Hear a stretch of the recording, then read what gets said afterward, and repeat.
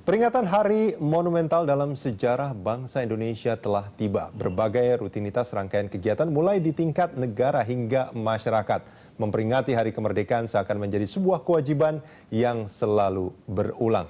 Untuk meneropong tradisi Hari Kemerdekaan bangsa ini, kita akan berbincang dengan sejarawan Asfi Warman Adam yang saat ini telah hadir di studio. Kami juga mengundang Anda untuk berpendapat atau memberikan komentar lewat SMS ke nomor 0811-833-5551 atau melalui pesawat telepon di nomor 021-52-900-308 atau 021-52-900-311. Selamat pagi Pak Asfi. Selamat pagi. Salam Merdeka ini harusnya kita ucapkan ya. Oke. Nah Pak Asfi, ini kalau kita bicara, ini kalau kita baca dari prolog yang tadi itu, ini adalah tanggal 17 Agustus, di mana-mana orang merayakan, di mana-mana orang memperingati, kok kayaknya barangkali ini pandangan orang awam Pak Asfi, ini hanya sebuah kegiatan yang rutin saja gitu, tanpa kita bisa melihat makna di dalamnya. Benar nggak seperti itu sebetulnya Pak Asfi? Seharusnya tidak demikian, karena kita lihat dalam perjalanan panjang sejarah Indonesia 70 tahun ini, ada perbedaan nuansa peringatan kemerdekaan pada masa Soekarno, pada masa Soeharto, dan pada era reformasi. Pada masa Presiden Soekarno, dia berpidato itu di depan rakyat. Gitu. Di depan rakyat secara langsung? Secara langsung. Di mana itu? Bisa di depan di Istana Merdeka, tetapi juga di Jogja, itu di depan Gedung Agung itu. Jadi rakyat itu bisa mendengar langsung bagaimana perasaan, pikiran, dan gagasan dari seorang pemimpinnya gitu. Itu dan sangat terasa itu ya suasananya. Berbeda sekali dengan pada masa Orde Baru ketika Presiden Soeharto berbicara di depan parlemen gitu. Ya. Dengan teks yang sudah dipersiapkan, tidak ada spontanitas di situ gitu. Ya. Nah, pada era reformasi ini sekarang sedang mencari bentuk gitu. Ya. Mana yang lebih tepat bagi seorang presiden gitu? Lebih banyak berbicara di depan rakyat atau hanya depan wakil-wakil mereka yang Asfi, itu pun tidak datang semua gitu misalnya pada saat pidato yang kemarin ya. Gitu. Nah, kalau menurut Pak Asfi, mana yang lebih harus yang lebih tepat lah seperti itu? Apakah presiden bicara langsung kepada rakyatnya di depan rakyatnya atau di depan wakil-wakil rakyat?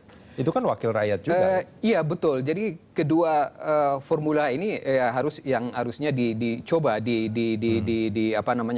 diperbaiki, dimodifikasi sehingga sekarang misalnya lebih banyak rakyat yang datang ke istana daripada pejabat misalnya. Itu sesuatu yang positif menurut hemat saya gitu. Dan itu perlu terus dilakukan sehingga presiden itu bukan presiden dari wakil rakyat, tapi presiden seluruh rakyat Indonesia gitu. Oke. Nah, ini apa yang ingin dicapai dengan presiden bicara di depan rakyat banyak itu? Bukan hanya sekedar menunjukkan bahwa dia adalah wakil rakyat tentunya, tapi juga ingin membangkitkan sesuatu sebetulnya kan Pak Asfi? Sebetulnya ya pidato 17 Agustus harusnya pidato yang menceritakan tentang persoalan yang dihadapi bangsa sekarang ini. Okay. Apa yang sudah dikerjakan dan selain itu apa yang akan dikerjakan pada masa yang akan datang. Jadi rakyat itu harus diberi semangat gitu.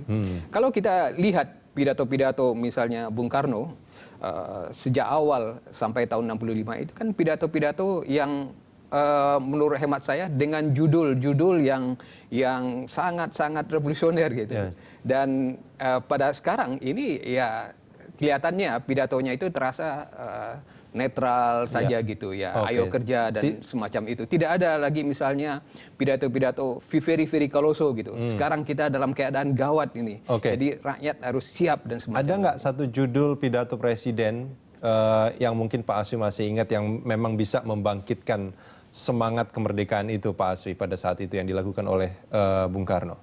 Kalau pidato Bung Karno itu jelas gitu, dari judulnya saja itu sudah dari tahun ke tahun itu kalau kita baca di buku di bawah bendera revolusi kelihatan itu semangatnya, kobaran semangatnya itu tampak dengan kentara gitu.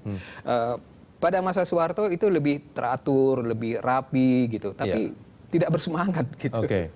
Dan kita perlu keduanya menurut hemat saya. Itu kita perlukan ya, semangat dan juga keteraturan itu memang dibutuhkan di era reformasi ini. Iya seperti itu. Jadi kita dengan modal seperti itu ya kita bangsa ini bisa melangkah ke depan dengan lebih baik. Iya, tadi juga dikatakan sama Pak Asfi bahwa seringkali pada saat Bung Karno misalnya, itu kan pidato-pidatonya di depan rakyat, spontan gitu, seperti itu. Apakah spontanitas seperti itu juga sebetulnya dibutuhkan di era seperti sekarang ini? Karena kan khawatir kalau kita salah-salah ngomong kan sekarang kan jadi masalah sebetulnya, Pak Asfi.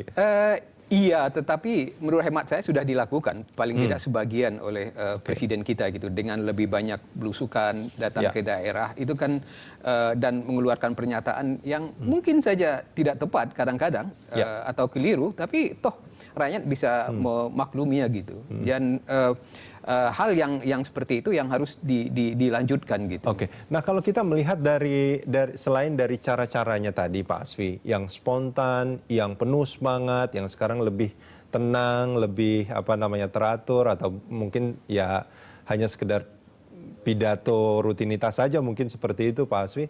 Di luar cara-cara itu, apakah ada semacam pergeseran makna artinya?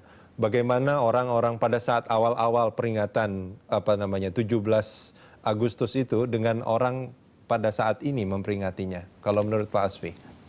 Iya, perbedaan zaman ya pada waktu itu. Bung Karno kan lebih banyak di dalam upaya nation building, membentuk bangsa, membangun bangsa. Sedangkan pada zaman Soeharto lebih banyak kegiatan state building, bagaimana membangun negara gitu. Jadi pidato kenegaraan pada masa Orde Baru itu lebih banyak cerita tentang keberhasilan pembangunan.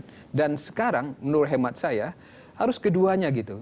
Jadi bagaimana nation building dan state building itu tercakup di dalam pidato 17 Agustus itu. Iya. Nah, ini kalau kita bicara soal pembacaan proklamasinya sendiri, Pak Asfi. Itu kan kalau rasanya menurut catatan saya, koreksi kalau saya salah Pak Asfi, itu yang membacakan itu kan biasanya ganti-gantian. Ada ketua DPR, ketua-ketua lembaga negara gitu seperti itu. Nah, ini memang tidak ada semacam kebakuan seperti itu ya, atau apa sebetulnya? Ini bisa dilakukan bukan kalau presiden mungkin karena dia menjadi instruktur upacara gitu. Yeah. Apakah memang boleh dilakukan oleh siapa saja, tidak mesti harus orang tertentu, pejabat tertentu yang melakukannya? Iya, ada pembagian tugas ya di dalam upacara itu. Jadi biasanya ada pembacaan teks proklamasi, tetapi juga teks Pancasila yang dibaca bergantian, bukan oleh presiden karena dia menjadi instruktur upacara. Sedangkan pembacaan doa itu biasanya oleh tugas Menteri Agama gitu. Jadi ada pembagian tugas semacam itu. Tetapi yang menarik itu di luar negeri, katakanlah misalnya di Prancis, di Swedia itu beberapa tahun yang lalu yang membacakan teks Pancasila itu adalah mereka orang-orang yang dulunya menjadi eksil. Mereka yang tahun 65 itu dicabut dianggap sebagai musuh negara seperti itu artinya. Iya. Tapi kemudian ya mereka masih tetap cinta Indonesia gitu. Jadi mereka yang misalnya diminta untuk membacakan teks Pancasila. Mereka gitu. mau? Mereka bersedia gitu. Artinya kan ini mereka yang ya dalam tanda kutip ya, mereka eksil, dianggap sebagai musuh negara gitu, tapi mereka disuruh membacakan proklamasi, mereka bersedia. Mereka masih tetap cinta Indonesia. Tahun 65 atau tahun 66 itu mereka dicabut kewarganegaraannya gitu. Ya. Dan tetapi mereka masih tidak hilang cintanya kepada republik ini gitu. Pak Asfi, ini menarik sekali. Kita akan lanjutkan ini di segmen berikut nanti.